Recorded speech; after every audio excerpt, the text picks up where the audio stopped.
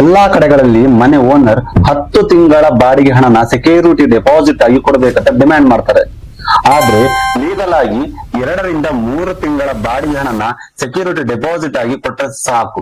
ಆದ್ರೆ ಇದು ನೀವು ಯಾವ ರಾಜ್ಯದಲ್ಲಿ ಮನೆ ಹುಡುಕ್ತಾ ಇದ್ದೀರಾ ಅನ್ನೋದರ ಮೇಲೆ ಡಿಪೆಂಡ್ ಆಗ್ತದೆ. ಅಲ್ಲಿಯ ಸ್ಥಳೀಯ ಕಾನೂನು ಇಲ್ಲಿ ಅಪ್ಲೈ ಆಗ್ತದೆ. ಫಾರ್ ಎಕ್ಸಾಂಪಲ್, ಒಂದು ಬಾಡಿಗೆ ಮನೆಗೆ 15,000 ರೂಪಾಯಿ ತಿಂಗಳ ಬಾಡಿಗೆ ಉಂಟು ಅಂತಂದ್ರೆ 3 ತಿಂಗಳ ಬಾಡಿಗೆ ಹಣ ಅಂತಂದ್ರೆ 45,000 ರೂಪಾಯಿ. ಈ 45,000 ರೂಪಾಯಿ ಹಣ ನೀವು ಸೆಕ್ಯೂರಿಟಿ ಡೆಪಾಸಿಟ್ ಆಗಿ ಅಷ್ಟೇ. ನೀವು ಕೊಡುವ ಸೆಕ್ಯೂರಿಟಿ ಡೆಪಾಸಿಟ್ ಹಣಕ್ಕೆ ಯಾವುದೇ ರೀತಿ ಬಡ್ಡಿ ಸಿಗುದಿಲ್ಲ. ಇದು ನೆನಪಿನಲ್ಲಿಡಿ. ನೀವು ಮನೆಗೆ ಸೆಕ್ಯೂರಿಟಿ ಡೆಪಾಸಿಟ್ ಹಣ ಕೊಡ್ಲಿಕ್ಕಂತಾನೆ ಬ್ಯಾಂಕ್ ನಲ್ಲಿ ಅಥವಾ ಬೇರೆ ಕಡೆ ಬಡ್ಡಿಗೆ ಹಣ ತಕೊಂಡು ಸೆಕ್ಯೂರಿಟಿ ಡೆಪಾಸಿಟ್ ಕೊಡ್ಲಿಕ್ಕೆ ಹೋಗ್ಬೇಡಿ. ಇದು ನಿಮ್ಗೆ ತುಂಬಾ ಲಾಸ್ ಆಗ್ತದೆ.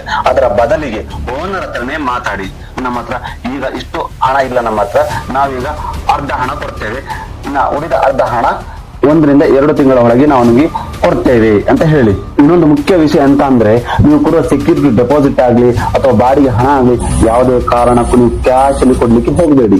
UPI ಮಾಡಿ ಅಥವಾ NEFT ಮಾಡಿ ಅಥವಾ ಚೆಕ್ ಪೇಮೆಂಟ್ ಮಾಡಿ. ಹಾಗೆ ಮಾಡುವಾಗ ಜೊತೆಗೇನೆ ಕೇಳಿ, ಈ ಹಣ ನಮಗೆ ಯಾವಾಗ ಮತ್ತೆ ಹೇಗೆ ಮತ್ತೆ ಯಾವ ರೀತಿ ವಾಪಸ್ ಕೊಡ್ತೀರಾ ಅನ್ನೋದನ್ನ ನೀವು ಮರೆಯದೆ ಕೇಳಲೇಬೇಕಾದ ಪ್ರಶ್ನೆ ಇದು. ಇನ್ನೊಂದು ವಿಷಯ ಅಂತ ಅಂದ್ರೆ, ಅವರೇ ನಿಜವಾದ ಮನೆ ಓನರ್ ಅಂತ ನಿಮ್ಗೆ ಹೇಗೆ ಗೊತ್ತಾಗ್ತದೆ? ಡಾಕ್ಯುಮೆಂಟ್ ಎಲ್ಲ ಸರಿಯಾಗಿ ಇದೆ ಅಂತ ನಿಮ್ಗೆ ಹೇಗೆ ಗೊತ್ತಾಗ್ತದೆ? ಇದೇ ವಿಷಯನ ನೆಕ್ಸ್ಟ್ ಎಪಿಸೋಡ್ ನಲ್ಲಿ ಹೇಳ್ಕೊಡ್ತಾ ಇದ್ದೇನೆ. ಆದ್ರಿಂದ ನೀವಿನ್ನೂ ನಮ್ಮ ಯೂಟ್ಯೂಬ್ ಚಾನಲ್ ಸಬ್ಸ್ಕ್ರೈಬ್ ಮಾಡಿಲ್ಲ ಅಂತಂದ್ರೆ ಇವಾಗ ಸಬ್ಸ್ಕ್ರೈಬ್ ಮಾಡಿ.